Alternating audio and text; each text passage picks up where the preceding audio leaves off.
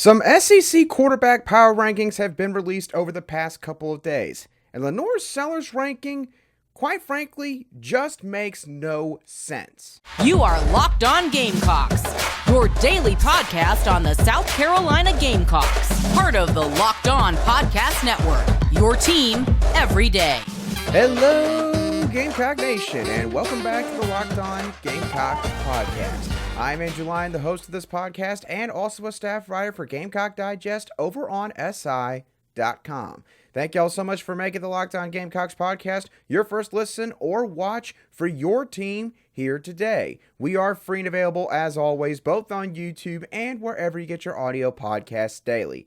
Today's episode is brought to you by FanDuel Sportsbook. Make every moment more right now as new customers can get $150 in bonus bets guaranteed when you place a $5 bet. Visit FanDuel.com/lockedon to get started. We are in the midst of the offseason here in college football, and so what that means is there are a lot of lists that are being put out there right now. And over the past few days, one of those lists has been an SEC quarterback power ranking. There are a couple of them that have been put out there from 24/7 Sports and Athlon Sports. And the thing is, considering the criteria that is being used and LaNorris Sellers' ranking relative to another talented redshirt freshman quarterback in this league, Sellers' placement in these power rankings just doesn't make a whole lot of sense. So let's just go ahead and get the rankings out there. Starting off with 24/7 Sports' Brad Crawford's. Brad Crawford, on his list, he had LaNorris Sellers ranked 15th out of 16 SEC quarterbacks in his power rankings. The other power ranking that I'm referring to is Athlon Sports' Steve Lasson's power rankings. And on his list, he had LaNorris Sellers ranked 13th out of 16 SEC quarterbacks. Now, I have two main issues with these power rankings. The first main issue that I have, and that I think that some fans are going to have once I explain this completely, is the idea of surrounding talent being included in the criteria for these power rankings. There's a couple different things that these guys use to make these lists, and it's basically talent, experience, and I guess proven production, and surrounding talent. In my opinion, surrounding talent should not be incorporated into a power ranking like this when looking at quarterbacks, because I think that it is unfair to these quarterbacks to look at 10 other guys on one side of the ball and, based on what those guys do, either prop up these quarterbacks or downgrade these quarterbacks. In my opinion, this list needs to be based on if all these quarterbacks had equal levels of talent around them, which ones would be better. And some people might sit there and say, well, Andrew, you can't do that because there will quite literally never be a situation where you've got that exact scenario playing out. And you would be correct on that. But the thing that I do want to bring up in conjunction with that point is this. When team power rankings are done throughout the football season, those power rankings are based solely on whether or not one team can beat another team in a neutral field. If you can, you move up a notch. If you can't, then you move down a notch. If we simplify it that much when it comes to team power rankings, why can't we do the same thing when it comes to quarterback power rankings? Let's look at the talent that they possess and let's look at the proven production and go from there. Operating with the criteria of surrounding talent in these power rankings, that is how you end up with a guy like Spencer Rattler in 2023 being power rated behind quarterbacks like Jaden Daniels, Carson Beck, Jalen Milroe, Brady Cook, or even potentially a Graham Mertz. And the thing is, depending on who you ask, none of these guys are better than Spencer Rattler when it comes to overall talent and also, quite frankly, what they have proven they can do. You could probably say Carson Beck can challenge Spencer Rattler as a whole at the quarterback position. and maybe a Jaden Daniels as well. But Brady Cook, Graham Mertz, Jalen Milroe, are we going to say that those guys are better quarterbacks than Spencer Rattler in any regard? No, we're not. So that's my first main issue that I wanted to address with these power rankings. And that leads me to LaNorris Sellers and where he is slotted specifically relative to Tennessee quarterback Nico Malava. Now, as I mentioned earlier, the other two criteria for these power rankings, based on what these guys said, are experience and talent. That's what Brad Crawford says specifically in his article that he did on this. So when looking at talent, both of these guys, pretty talented quarterbacks coming out of their class. In the 2023 cycle, Nico Malava was rated the third best quarterback in the country per On3's industry rankings. LaNorris Sellers was rated the 21st best quarterback in the country based on those same rankings. When it comes to experience, these guys, they're kind of similar. Nico Malava had 120 total snaps in 2023, according to Pro Football Focus. He appeared in 5 games, and he started 1 game. That was the Outback Bowl that the Volunteers played against the Iowa Hawkeyes. LaNorris Sellers, on the other hand, only played 21 snaps in 3 game appearances and did not have a start. Now, I understand Nico Malava being slotted ahead of LaNorris Sellers by a couple spots. I would have understood that if that was the case. But Stephen Lasson and Brad Crawford, they both have Nico ranked 5th on their power ranking lists. That's 8 spots and 10 spots higher, respectively, than LaNorris Sellers.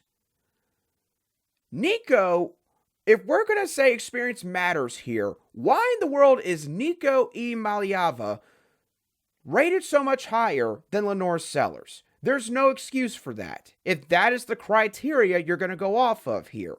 And sure, some people would sit there and say, well, Andrew, Nico played against the Iowa Hawkeyes. Iowa has a pretty doggone good defense. They've been one of the best defenses in college football for a very long time now, under the guidance of their head coach, Kirk Ferentz. Statistically speaking, yes, that would be true. But also, we have to keep in mind, Iowa plays in a conference that is porous when it comes to offense. As a matter of fact, when you look at their entire schedule in 2023, Iowa's defense only faced 3 offenses that finished in the top 74 in scoring offense. That was Michigan, Penn State, and Utah State. So basically, they got propped up and elevated statistically on the defensive side of the ball by bad competition that they faced. I'm not trying to take away anything that Nico did against Iowa. He played well in that game. But come on now. He has started 1 game in his college football career. Can we at least get a season under our belts watching both of these guys play for their respective teams before we say Nico is just above and beyond that much better than LaNorris Sellers? This is the problem that I have with these power rankings. Surrounding talent should never be used as part of the criteria. It just shouldn't. And if you're going to do these power rankings, you should keep in mind the relative situations of some of these quarterbacks. Nico and LaNorris are both rising redshirt freshmen. Both appeared in a couple games, usually in mop-up duty, in 2023. The only difference being Nico had a little bit more hype coming out of high school, and he started 1 game. That's it. But that's worth 8-10 spots apparently on these lists. So LaNorris Sellers, I wasn't expecting him to be slotted like 7th, 8th, or 9th really on any of these lists. But I did expect him to be in like the bottom 3 or 4 on these quarterback lists. So, of course, LaNorris, if he does well the first month or 2 of the 2024 season, that will change very quickly. But again, it just goes to show some of these offseason lists, I mean, they're not great in certain aspects. And that is definitely the case here when it comes to where LaNorris Sellers is slotted by both of these guys.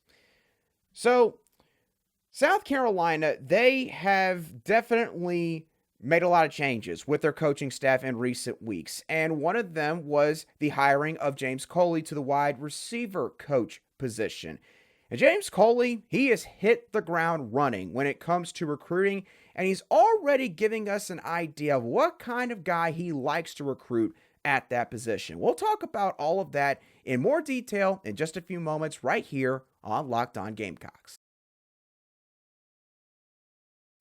Today's show is brought to you by FanDuel. Now, we're a couple weeks into the NFL playoffs, but there's still time to get in on the action with FanDuel, America's #1 sportsbook. Right now, new customers can get $150 in bonus bets guaranteed when you place a $5 bet. That's $150 in bonus bets, win or lose. On the AFC side of the bracket, the Kansas City Chiefs are on the road once again, and this time they're taking on the Baltimore Ravens, who are currently 3.5-point favorites according to FanDuel. The Ravens have never hosted an AFC championship game, so this is a big deal for the city of Baltimore.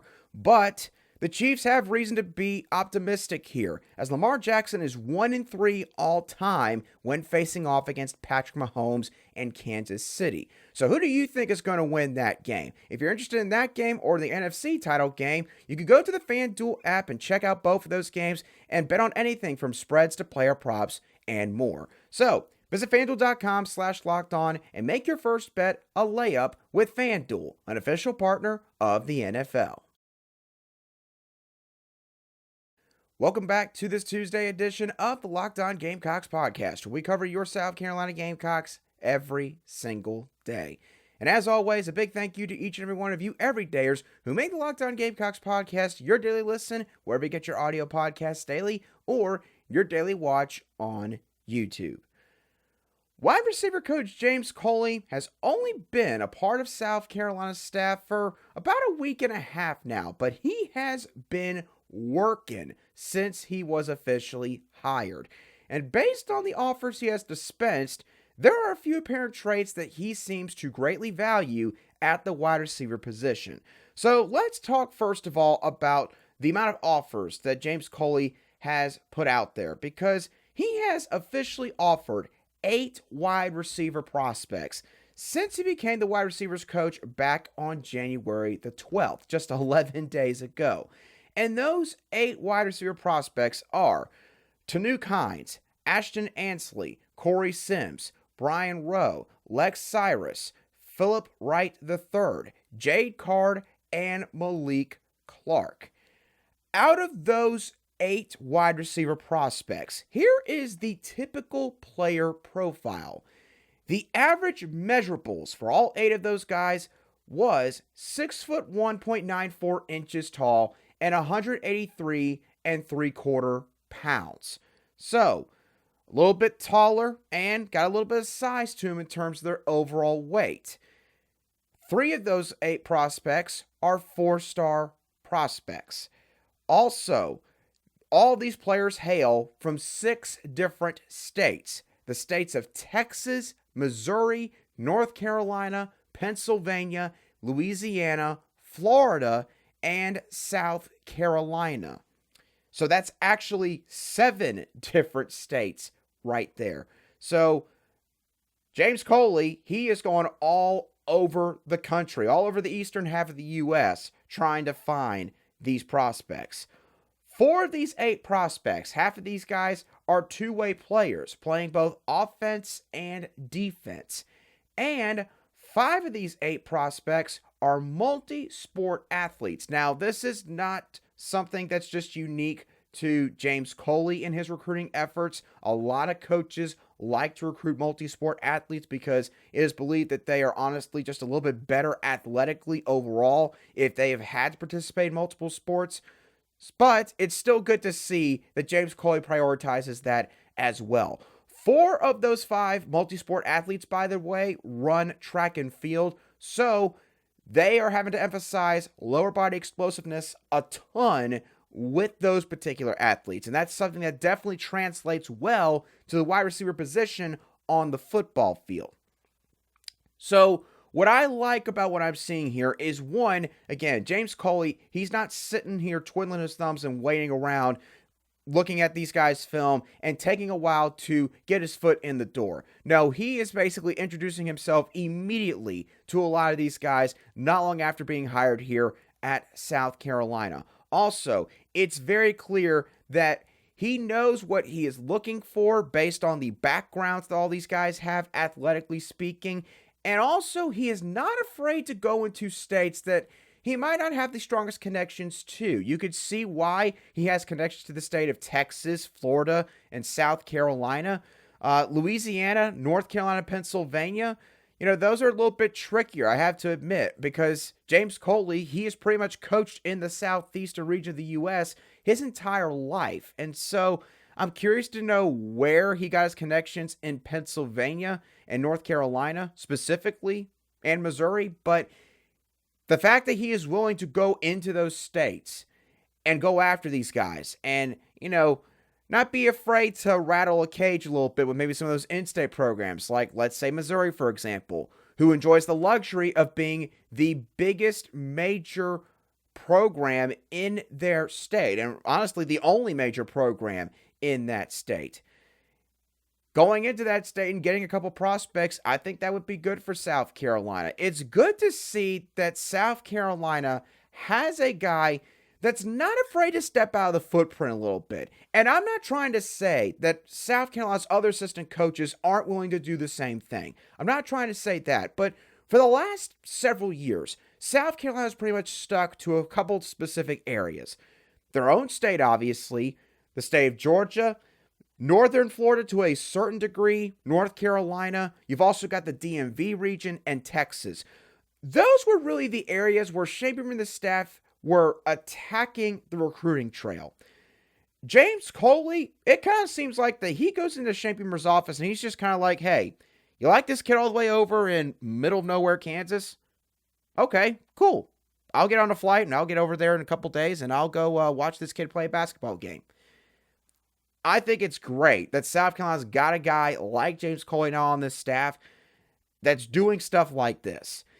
And quite frankly, when it comes to the player profile, all the stuff I threw out there with the average measurables, and again, the multi-sport background, this is the kind of stuff that you want to get out of your wide receivers. And for South Carolina, again, this is not to pick on Justin Stepp, because I have no doubt that he worked tirelessly to try and land a bunch of these guys at this position.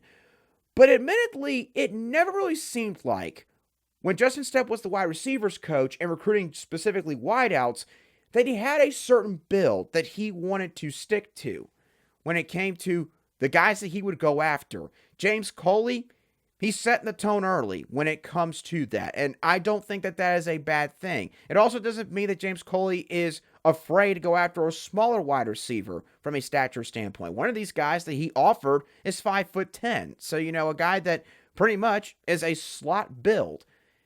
I just love everything that James Coley is doing here at the start of his career at South Carolina. So keep an eye out on the guys that are getting offers from James Coley and the guys that James Coley eventually narrows his focus down to. I think it's going to be quite interesting to see what South Carolina does at this position on the recruiting trail over the next 12 months.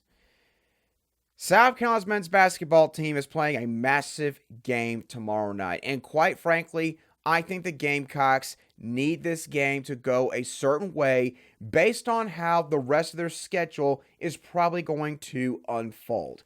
We'll discuss that game and why South Carolina, quite frankly, needs to win this game in just a couple of moments.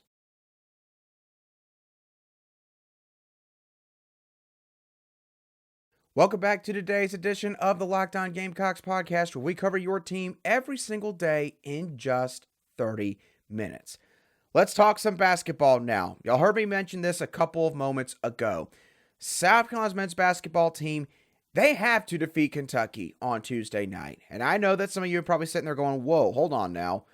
Kentucky's the number 6 ranked team in the country. And sure, it'd be great if South Carolina won this game, but you're saying that they have to win this game? Why is it that you say that? Well, this all comes back to what you have to do to make it to the NCAA tournament, to participate in March Madness. So, what matters when it comes to trying to make the NCAA tournament? Well, for one thing, your strength of schedule has to be good. And for South Carolina, this is an area that is hurting them right now because according to KenPom, their non-conference strength of schedule is rated 325th out of 362 Division I men's basketball teams. This means that South Carolina's men's basketball team has to do well in conference play if they want to make it to the NCAA tournament. The other thing that matters when it comes to their resume is net ranking, and that basically measures their overall efficiency relative to the competition faced in a win, in a loss, you name it. And when it comes to net ranking, you need to have some quad 1 wins. Quad 1 wins, basically, you're getting wins against the best of the best in the entire sport. And this is where Kentucky comes into play, because right now, South Carolina only has one quad 1 win on their resume. And that is a neutral site win against Grand Canyon from all the way back in late November, early December. And the issue is that game, that win, is a quad 1 win, but only by a little bit right now. If Grand Canyon actually drops, as of this moment, 3 more spots in the net rankings, that win is downgraded to a quad 2 win. Now, the good news for South Carolina, in spite of what I just said, is that they have 7 more quad 1 opportunities on their schedule at this very moment in time. The bad news is only 2 of those 7 games are going to take place in the Colonial Life Arena. And that is going to be taking place against Kentucky and Tennessee. Those are your 2 games right there. The rest of them against Tennessee as part of a home and home, against Auburn, Ole Miss, Texas A&M, and Mississippi State, all of those games are on the road. You throw in the fact that South Carolina lost against Georgia this past Tuesday, and I know that y'all don't want to hear me bring up that loss again, but the bottom line is this. Georgia, in all honesty, is not a great team. Okay, they're not. South Carolina, really and truthfully, that was a game that South Carolina should have won, considering the fact that they had the game in their home arena, and Georgia offensively, they did really and truthfully, they're not great in really any areas besides getting to the free throw line, and that helped them out a lot this past week. So, because you lost that game against Georgia, you've now got to make up for that loss. You've got to basically erase that loss with a really good win. Winning against Kentucky, even though it's at home, would definitely do that for you. So, is South Carolina going to win on Tuesday night? I don't know. Obviously, in the past, the Gamecocks have found ways to upset Kentucky. They did it last year in Rupp Arena. So Lamont Paris has already proven to a certain extent that he can match up well when it comes to coaching tactics against John Calipari.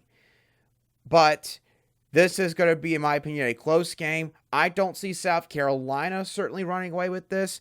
And I don't think that Kentucky's going to run away with this. Kentucky's a very young team this year. So I think that South Carolina, because of their experience and the fact that they are playing in front of a home crowd, South Carolina is going to bring the fight to Kentucky.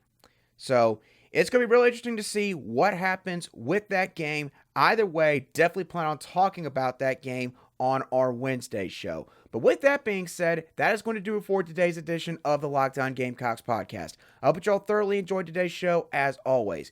What are y'all's thoughts on LaNorris Sellers and where he is slotted on some of these SEC quarterback power ranking lists? What are your thoughts on James Coley and what he's done so far on the recruiting trail in terms of the offers and the kind of kids that he is offering? And lastly, what are your thoughts on tonight's big game between the Gamecocks and the Wildcats in men's basketball? Let me know your thoughts down below in the comments section if you watch today's show on YouTube, or shoot me a direct message on X at @A_SC if you listen to today's show on an audio podcast app. As always, thank y'all so much for tuning in. Have a great rest of your Tuesday, and I'll be sure to catch y'all on the next show of the Locked On Gamecocks podcast.